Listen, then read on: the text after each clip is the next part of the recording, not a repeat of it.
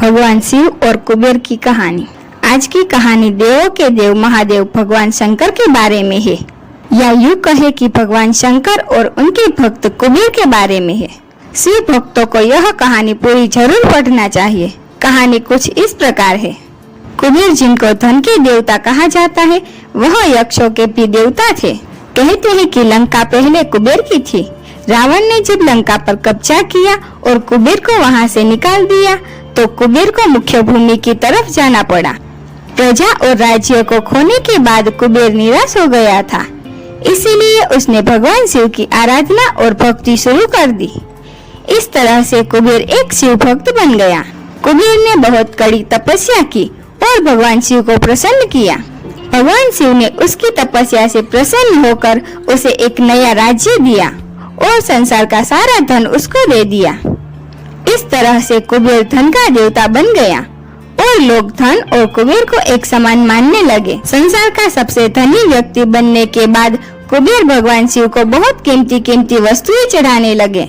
धीरे धीरे उसे लगने लगा कि वह शिव का इतना महान भक्त है और वह इतनी सारी बहुमूल्य वस्तुएं भगवान शिव को चढ़ाता है।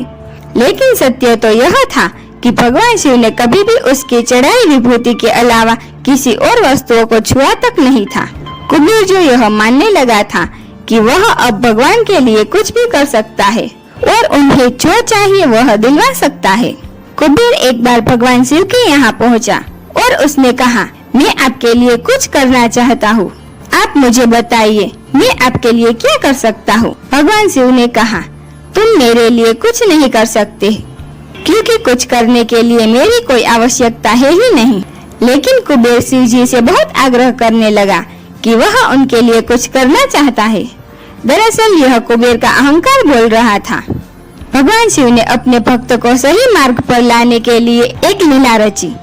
शिव जी ने कहा, देखो कुबेर, मुझे तो कुछ भी नहीं चाहिए। अगर तुम करना ही चाहते हो तो वह जो बालक है, भगवान शिव ने गणेश जी की तरफ उंगली दिखाते हुए कहा, वह हमेशा भूखा रहता है, उसे एक दिन अच्छे से पेट भरकर खाना खिला दो, बस इतना मेरे लिए काफी होगा। कुबेर ने मन ही मन सोचा कि भगवान ने मुझसे मांगा भी तो क्या, एक बच्चे को खाना खिलाने का। बस यह सोचकर कुबेर गणेश जी को अपने साथ भोजन कराने के लिए ले गया। शुरू में कुबेर ने अपने कुछ रसोइयों द्वारा खाना बनाकर गणेश जी को स्वादिष्ट खाना परोसा, लेकिन उसने देखा कि गणेश जी खाते ही जा रहे हैं, तो उसने कई सैकड़ों रसोइयों को बुलाकर प्रचुर मात्रा में खाना बनाना शुरू रखा। एक तरफ खाना बनता जा रहा था और एक तरफ गणेश जी उसे खाते जा रहे थे। गणेश जी को इतना खाते देख कुबेर की चिंता बढ़ने लगी। कुबेर ने गणपति से कहा, गणेश जी आप रुक जाइए, इतना ज्यादा खाएंगे तो आपका पेट फट जाएगा। गणपति जी ने मुस्कुराते हुए कुबेर से कहा, आप मेरी चिंता मत कीजिए, आप अपना वचन पूरा कीजिए, मुझे भूख लगी है, मुझे खाना खिलाइए।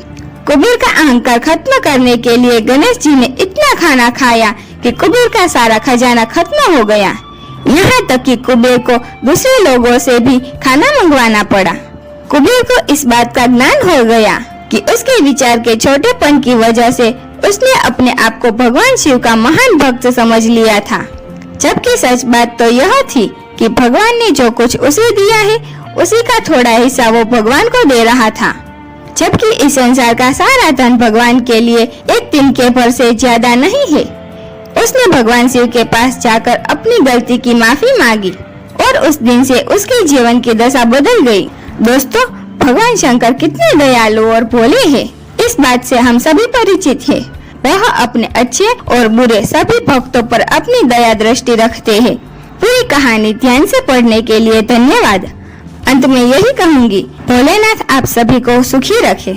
हेलो दोस्तों, अगर आपने अभी तक मेरी चैनल को सब्सक्राइब नहीं किया तो जल्दी से जाके सब्सक्राइब कीजिए और लाइक करें, शेयर करें और कमेंट करें। Thank you.